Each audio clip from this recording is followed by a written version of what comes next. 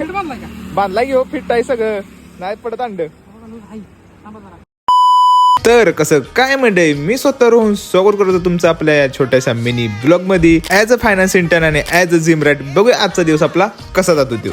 चलो चालू करू आजचा व्हिडिओ. सकाळी नेहमी सारखं लवकर उठून आपण जातो जिमला. तुम्हाला तर माहिती आहे सकाळ सकाळी आपण जिमला जात असतो. ती जिम मध्ये आज होता आपला बॅकचा वर्कआउट. त्याचं काय तुम्हाला थोडं थोडं क्लिप दाखवतो. आता तुम्ही ओळखलंच असेल आपल्या ॲस्टेरिक लोंडा ह्यानं पण आता कंटेंट क्रिएशन चालू केले. ह्याचा पॅटर्न वेगळा आहे. भाव करेक्ट 6ला 10 कमी असताना जिमला येतो 6ची वाट बघत बसतो. 6 वाजले नाही करेक्ट भाव अपलोड करतो. कारण म्हणतो की व्ह्यूज जास्त आहेत. व्ह्यू किती येते भावाला 1,500 2,000 असं व्ह्यूज येत असते.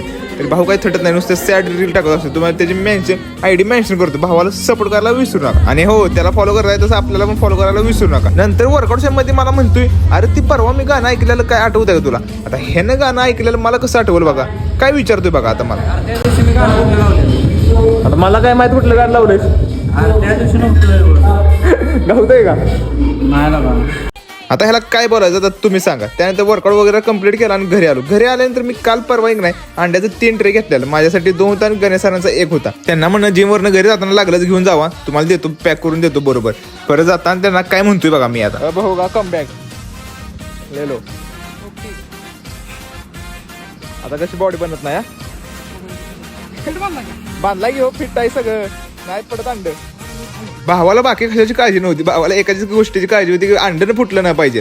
कारण एका अंड्याचं प्रोटीन कुठून आणताय हो परत. अंडी एक तर महाग झालेली आमचा फायदा होतो. श्रावणात अंड्याचे ट्रे कमी झाले नुसतं आता ट्रेवर ट्रे आयडीवर ना भावानं मी जरा जिमचं कॉन्टेंट जरा कमी केलंय. जरा ट्रान्सफॉर्मेशन झालं नाही मग जरा डायरेक्ट धप्पा द्यायचं.